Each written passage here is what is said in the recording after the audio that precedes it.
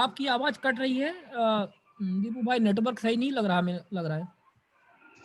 जी जी गुरुजी। हाँ, नेटवर्क हमें लग रहा है कि सही नहीं है, आपकी आवाज कट रही है। गुरु लेता हूँ, तब से आप लोग थोड़ा सा चर्चा करें, मैं हेडफोन लगा लेता हूँ। ओके, शिवेन जी स्वागत है। आपका आवाज बंद है, आवाज।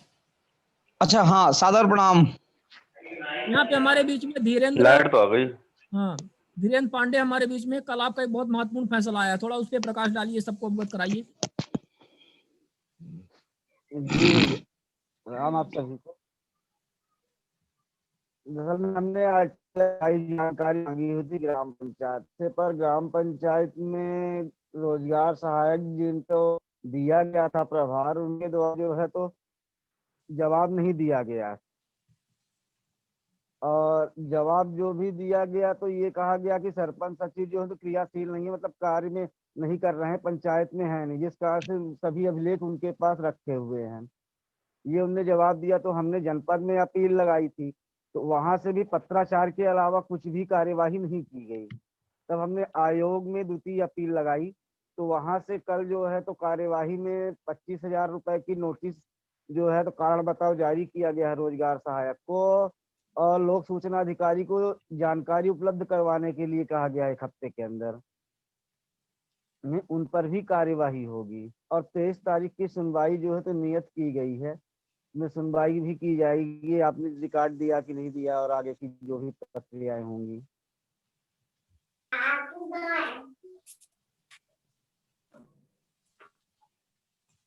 हाँ, तो इसमें हाँ जी, और जी सुनवाई इसमें कब होनी है, कब तक का टाइम दिया है? 23 तारीख को सुनवाई होनी है भैया। चलिए, तो अच्छी बात है इसमें। और अब देखिए 23 तारीख की सुनवाई को कितना दिन टाइम दिया है इसमें सीओ को कार्यवाही करने के लिए? सीओ को 1 हफ्ते के लिए दिया हुआ है तो। अच्छा। जी जी जी। चलिए देखिए अब इसमें क्या सुनवाई होती है और क्या कुछ इसमें निर्णय आता है। जी जी। पर जिस तरीके से मतलब अभी हमने भी इधर संपर्क किया, जानकारी लेने का प्रयास किया, तो सचिव तो ये खुलेआम बोल रहे हैं कि मेरे को कोई मतलब नहीं है, जो करना हो आयोग करता रहे, जिसको जो करना हो करे। ठीक है। देखिए क्या सचिव और आपका रोजगार सहायक के पास ये बोलने का है, क्योंकि वो उनको पता है कि हमारा कुछ ज्यादा नहीं जा सकता है। उनका क्या नुकसान होगा ज्यादा से ज्यादा? उनको जिंदगी भर रोजगार सहायक या सचिव बैठाए रहिए, वो यही चाहते हैं। क्योंकि जो फायदा एक सचिव बने रहने पे, रोजगार सहायक बने रहने पे, सरपंच बने रहने पे है, वो बड़ा पद आईएएस ऑफिसर बनने पे नहीं है। तो उनका वहां से सही भी उनका कहना है। और ठीक है, वो जानकारी तो आपको देंगे ही, क्योंकि इस बार सीओ को इसमें जानकारी देने के लिए बोला गया है ना, ए बी खरे को।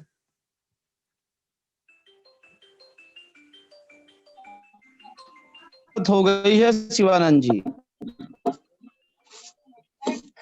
जी लगता है कि हाँ, मेरी वॉइस एक प्रॉब्लम है, ये आपका जब कॉल ऑल कोई आ जाता है तो प्रॉब्लम हो जाती है। फिलहाल हमें लगता है कि ठीक है वॉइस। जी जी, शायद वही आवाज। जी जी जी जी। तो हम भी वही कह रहे थे कि ये इनको जुर्माने से कोई विशेष अंतर नहीं पड़ रहा। सरपंच सचिव इतना डकार रहे हैं जी कि अभी भी ये पब्लिक से सीधे मुंह बात नहीं कर रही हैं, जबकि राज्य सूचना आयोग इतना स्ट्रिक्ट है। अब इसमें तो ऐसा भी होना चाहिए कि जिसके खिलाफ 2 या 3 बार कार्यवाही हो चुकी है जुर्माने की, या 5 बार, अब उनका सस्पेंशन या टर्मिनेशन ऐसे कुछ वो हो, संशोधन हो, तब इनको डर लगे। यदि किसी के खिलाफ लगातार 5 बार कार्यवाही हो चुकी है, उन्होंने जुर्माना की, उन्होंने अपने पदी दायित्वों का निर्वहन ठीक से नहीं किया है, और ऐसा सर्कुलर जारी हो कि अब इनके खिलाफ 5 बार हो गया तो इनका सस्पेंशन हो जाएगा, और यदि फिर से कुछ ऐसा 3 बार या 2 बार 5 बार आता है तो टर्मिनेट कर दिया जाएगा, तो शायद इनको डर लगे। बाकी तो सचिव ये सोचते हैं कि जुर्माना भरना है, अब उसमें लिख जाएगा सेवा पुस्तिका में, तो क्या होगा, सचिव से चपरासी होंगे नहीं, और इनको सचिव से ऊपर जाने की इच्छा नहीं है। जैसा आपने कहा कि इनको किसी बड़े पद का कोई मोह नहीं है, इनका प्रमोशन भी कहाँ है, वो तो वही उसी में रहते हैं, बिल्कुल। है ना। और बाकी लोग हैं उनको बताएं कि उनकी जो भी समस्या है वो लोग अपना क्वेश्चन कर सकते हैं, अपने बीच जो लोग जुड़े हैं। जी हाँ, आप लोग अपना प्रश्न रखिए और अब मिश्रा जी हैं और नित्यानंद जी हैं, आपके प्रश्नों का जवाब देंगे। आप लोगों को कोई डिफिकल्टी आ रही है? हमारे बीच में गुरु राज तिवारी जी भी जी है। एक जी, मैं सबको नमस्कार करता हूँ। जी शिवानंद जी, नमस्कार। मैं आज भोपाल आया हुआ हूँ, मेरी द्वितीय अपील की एक सुनवाई है। जी तो लेकिन हमारी किस्मत इतनी अच्छी नहीं है कि आपके जैसे अपने बीच में राहुल सिंह जी सर हैं, वो तो रीवा को पूरी तरह से अच्छी तरह से डील कर रहे हैं। हमारे ग्वालियर संभाग के जो आयुक्त हैं, मैंने उनको 2 बार कॉल भी किया, भाई सर मेरी ऑनलाइन सुनवाई कर लीजिए आप। तो नहीं, उनका ये कहना है कि नहीं, आपको भोपाल लाना पड़ेगा आयोग में, तभी हम बात करेंगे आपसे। हम्म। तो अभी यहीं आया हूँ, अब यहाँ से थोड़ी देर से निकलता हूँ आयोग के लिए। सर मैं ये पूछ रहा था कि इसमें क्या कंपनसेशन के लिए कुछ अलग से प्रावधान है क्या, कितने तक का अपन उनसे, तो वही आने जाने का किराया खर्चा रहना तो ये तो उनको देना पड़ेगा ना, या तो फिर ऑनलाइन सुनवाई करो आप, या फिर वहां से इतनी दूर से कोई चल के आ रहा है तो उसका क्या नियम और क्या प्रावधान है? बिल्कुल, काफी महत्वपूर्ण प्रश्न है। उसमें हमारे बीच कम में शिवेन जी हैं और नित्यानंद जी ज्यादा बेहतर ढंग से इसको बता पाएंगे, क्योंकि इस तरह के अनुभव तो कोर्ट में बहुत सारे आते रहते हैं, लोग इस तरह से डिमांड भी करते रहते हैं। इनफैक्ट हमारे साथ भी ऐसा हो सकता है। जब आपने वो किया था, आवेदन दिया था, द्वितीय अपील की थी, तो उसमें आपने कंपनसेशन के लिए लिखा है? जी, उसमें तो नहीं लिखा था। तो उसमें आपको लिखना चाहिए था, है ना, हम्म। कि हमारे इससे इतनी क्षति हुई है, हमको इतने बार ऑफिस बुलाया गया, है ना, हम ये काम करते थे जिसके कारण सूचना भी नहीं मिली और इतने दिन से हम परेशान रहे बेवजह, तो हमारी इतनी क्षति हुई है। अब जैसे आपको वहां पे बुलाया गया है, जो सूचना आयुक्त है आपको ये बोल रहे हैं कि आप भोपाल आएंगे तभी आपकी सुनवाई हो पाएगी। जी इसके लिए तो आप मुख्य सूचना आयुक्त को, आप सुनवाई में जाएं, लेकिन इसके बाद आप मुख्य सूचना आयुक्त को पत्र भी लिखिए। जी मेरी सलाह है कि आपको पत्र लिखें और कहें कि किसी भी व्यक्ति को, बेरोजगार आदमी को, कोई भी अपने काम धंधे में लगा हुआ है और आरटीआई से जानकारी चाहे तो उनको सहज रूप से जानकारी प्रोवाइड कराना चाहिए, परंतु वो आपको बुला के बेवजह परेशान कर रहे हैं। सपोज कीजिए किसी भी व्यक्ति के पास, कोई व्यक्ति मजदूरी करता है, गरीब तबके का है, उसको भोपाल जाने के लिए उसके पास किराया ना हो, लॉकडाउन चल रहा है, तब तो उसको सूचना के अधिकार के तहत जानकारी नहीं मिल सकती है। जब आप ऑनलाइन सुनवाई में जाएं, सुनवाई में जाएं ऑनलाइन, क्या आप तो आमने सामने होगी, तो भी आप सूचना आयुक्त जी से इस बात की चर्चा करें और मुख्य सूचना आयुक्त को एक पत्र भी लिखें, है ना, जिसमें जी। आप निवेदन करें, है ना।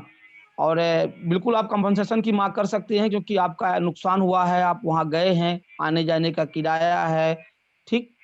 तो ये आपको अपने उसमें लिखना चाहिए, ये आप अपील में लिखना चाहिए आपको। क्या हुआ था उस टाइम के जनवरी 2019 में आरटीआई लगाई थी, जी तो जी हाँ, उसमें आरटीआई लगाने के बाद में उन्होंने उसका, हमने पहले अप्लाई कर दिया था उसके लिए, द्वितीय अपील के लिए, लेकिन उन्होंने जब उसका जानकारी आधी अधूरी दी उन्होंने अगस्त 2019 में, मतलब 8 महीने बाद, और हमने जी तीसरे जी। महीने में ये यहाँ पे द्वितीय अपील की डाल दिया था। बीच में इन्होंने नोटिस अच्छा, भेजे कि आप आ जाओ, तो व्यस्तता के कारण मैं आ नहीं पाया। तो अभी फिर लॉकडाउन शुरू हो सूचना गया आयुक्त तो कौन है? जी, अहिरवार जी हैं हमारे सूचना यहाँ पे, आयुक्त कौन है? आप डीपी अहिरवार जी अहिरवार हैं। जी हैं, हम्म। है ना। जी जी, जबकि हमारे यहाँ देखिए राहुल सर जी जो है तो बिल्कुल व्हाट्सएप के माध्यम से बिल्कुल सर, उनकी तो सुनवाई हम सुनते भी हैं, व्हाट्सएप पे लाइव वो चलाते हैं, वो तो उसमें तो कोई दो राय भी नहीं है। तो जी, उनसे हमने यही रिक्वेस्ट किया था तो आप कि आप हमारी लाइव सुनवाई कीजिए, किसी भी माध्यम से, हम्म व्हाट्सएप से, फेसबुक से, या ऐसे ही ऑन कॉल कर लीजिए, हमें आने की जरूरत नहीं पड़ेगी वहां पे। उस टाइम तो बहुत जबरदस्त कोरोना का प्रकोप भी था, हम्म, अगस्त या सितंबर में तारीख थी। तो उसके हाँ बाद हाँ में उन्होंने बोला कि नहीं, हम आपको दिसंबर में लगाते हैं। हाँ। तो मैंने बोला ये तो डिस्टेंस थोड़ा ज्यादा हो गया। बोल रहे हमारे पास पेंडेंसी है। मैंने बोला सर पेंडेंसी तो बनी रहेगी जब आप निपटारा करना नहीं चाहते हो। मतलब ग्वालियर से आना इतनी दूर भोपाल, और पूरा संभाग है वहां पे, ऑनलाइन में आप 10 देखिए सुनवाई कर सकते हो। जी नहीं, ये तो गलत है, ये तो गलत है कि आपको वहां से सुनवाई के लिए स्पेशली बुलवाए हैं, है ना। उनको ऐसा नहीं बिल्कुल करना चाहिए, उनको तो सहयोग करना चाहिए। जो सूचना अधिकारी है, प्रथम अपील अधिकारी है, उनका तो ये, उनकी तो आदत हो चुकी है कि लोगों को परेशान करें। ठीक, वो बार बार ऑफिस में बुलाते हैं, बैठाए रहते हैं, दबाव डालते हैं, लोगों को बेवजह परेशान करते हैं। परंतु सूचना आयोग को तो सहयोग करना चाहिए, उनको तो जानकारी दिलवाने में सहयोग करना चाहिए।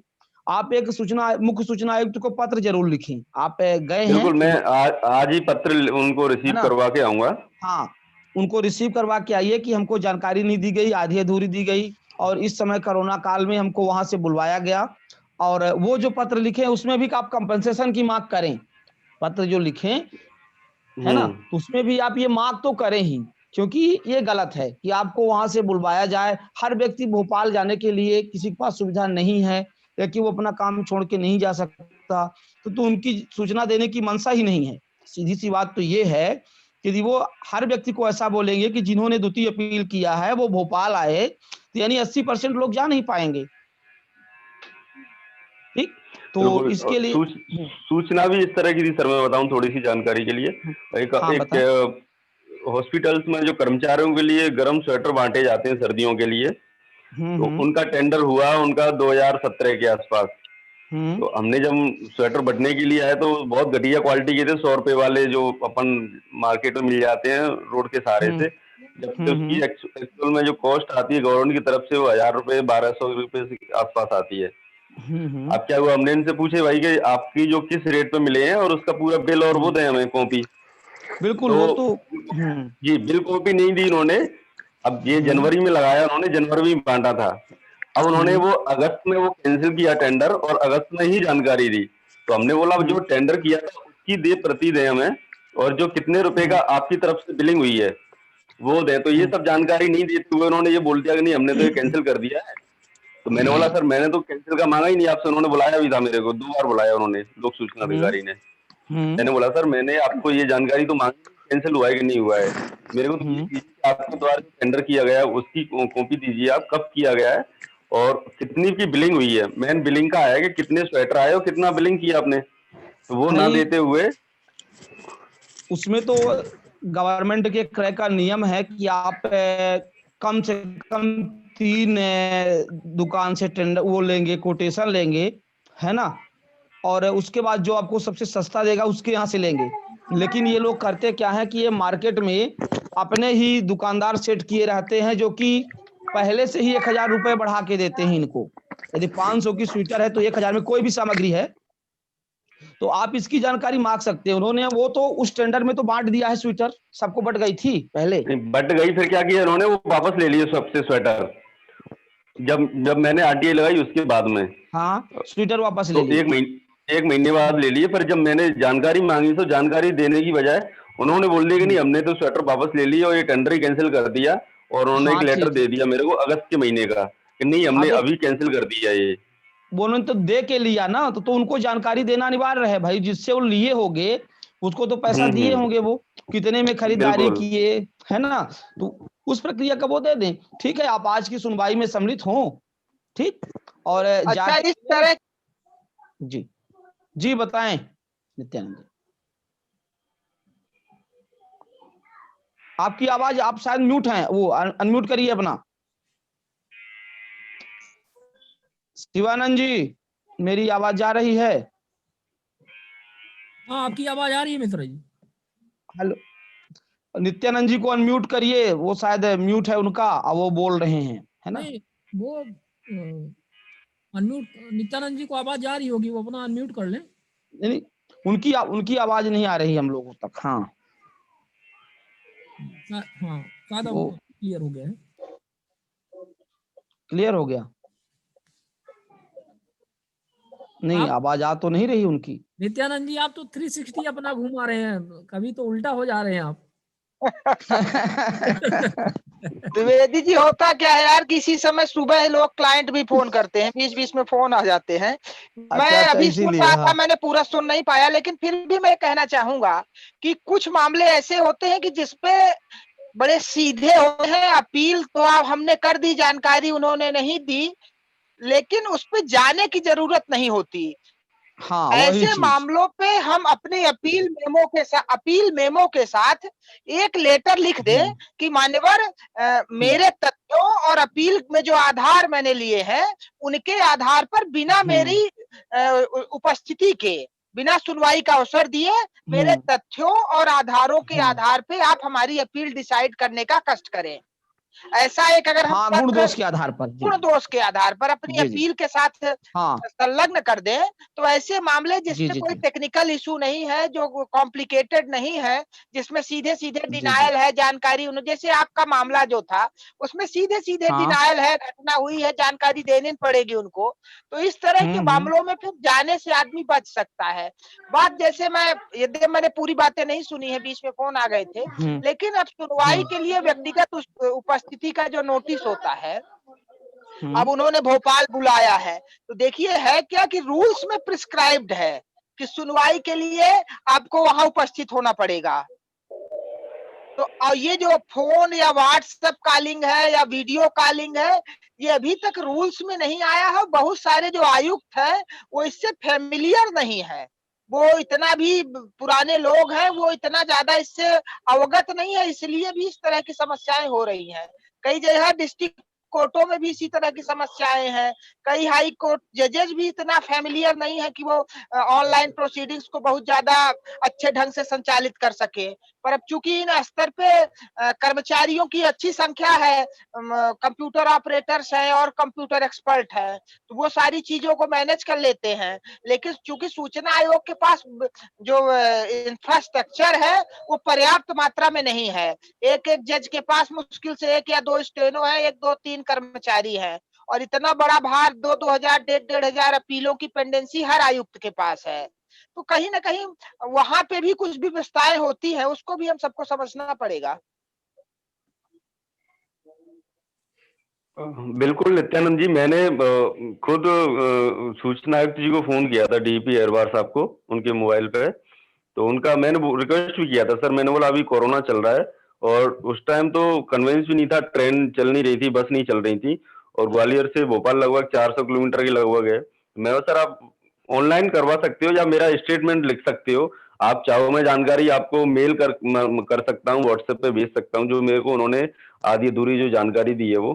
तो नहीं, उनका कहना है कि नहीं आपको आना पड़ेगा भोपाल, ये सितंबर की बात है ये। बोलते हैं हम दिसंबर की आपको तारीख देते हैं, उसमें आपको आना पड़ेगा।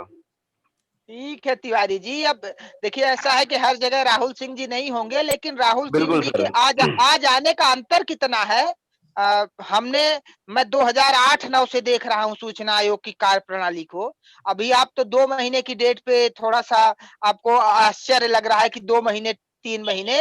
आप आश्चर्य नहीं करेंगे कि कई मेरे मामलों पे 2013-12 में मामला सुनवाई हुई थी और आदेश आए थे 2-2 साल बाद। मतलब ऑर्डर रिजर्व होने के 2-2 साल बाद तक ऑर्डर डिक्टेट हुए हैं और उस पर दस्तखत हुई है। ये स्थिति थी सूचना आयोग की। तो पहले से काफी बेहतर प्रोसीडिंग है, बेहतर संचालन है। अब ठीक है 2 महीने 4 महीने फिर भी ठीक है, इसको आप गलत नहीं कह सकते। जो अगर पूर्व का अनुभव आपके पास हो तो ये कोई गलत नहीं है। नहीं सर, मैं गलत नहीं कह रहा इस बात को, मैं ये कह रहा हूँ कि इस दौरान आप ऑनलाइन वो आजकल तो कर भी रहे हैं सर, कोर्ट में भी कर रहे हैं, हर राहुल जज सिंह सर का भी एक कर रहे हैं अपना उसमें। अपना व्यू होता है। हर जज एक तरह का नहीं होता। और ये तो ठीक है, आज राहुल सिंह जी हैं, कल हो सकता है ना रहे, दूसरा जज आए। ये तो निरंतर बिल्कुल। प्रक्रिया है, और हमको भी निरंतर हर तरह दिन होगी तो रात होगी, रात होगी तो दिन होगी, ये प्रक्रिया बदलती रहती है। हमेशा कोई नहीं रहता एक जगह पे। ये आपके यहाँ भी हो सकता है भविष्य में कोई अच्छे आयुक्त आए तो उसका बेनिफिट हम सबको मिले। हमारे रीवा में ये स्थिति थी कि राहुल सिंह के आने से पहले हम लोगों ने आरटीआई लगाना बंद कर दिया था। हमारी शिवानंद जी से चर्चाएं होती थी, सही हम बात। लोगों ने बंद कर दिया था, कुछ होता ही नहीं है भाई। पर अब देखिए कि एक आदमी के आ जाने से कितना बड़ा प्रभाव पड़ा है कि एक पूरे रीवा संभाग में क्रांति आ गई है आरटीआई की। आज आप आवेदन दी तो रीवा के लगभग पंचायत सचिवालयों को छोड़ के, पंचायत का जो आपके सचिव है, सचिवों को छोड़ दीजिए, तो बाकी किसी भी कार्य में अगर आपने जानकारी के लिए आवेदन लगाया तो विद इन टाइम लिमिट आपको कुछ ना कुछ लेटर, मतलब डिनायल कुछ ना कुछ होगा जरूर। ये हो रहा है आज। तो ये क्योंकि ये एक व्यक्ति के बोलिए बोलिए। आपकी जो स्थिति थी वो हमारे यहाँ पे भी, अगर हम 4 पॉइंट की जानकारी मांगते हैं तो लोक सूचना अधिकारी 1 पॉइंट की जानकारी देंगे, अपील करेंगे तो वो एक दूसरे पॉइंट की जानकारी उनके द्वारा दी जाएगी, 2 पॉइंट तब भी रह जाएंगे, फिर उसके बाद में द्वितीय अपील करनी पड़ती है उसके लिए जानकारी, फिर वो 2 साल 1.5 साल जो इंतजार करना है राजनीति करते रहो। ये संघर्ष ही है, संघर्ष कर देखिए इस तरह की लड़ाइयों में ये कभी नहीं मानना चाहिए कि हमको जानकारी विलंब से भी देखिए मेरा यह जहां तक मानना है कि म्यूट हो गए आप नित्यानंद जी, आप म्यूट हो गए, कैसे अनम्यूट करिए। क्षमा चाहूंगा, फोन आ गया था। डॉक्यूमेंट्री हाँ एविडेंस, डॉक्यूमेंट्री जो एविडेंस होते हैं वो हमेशा ताजा आते हैं।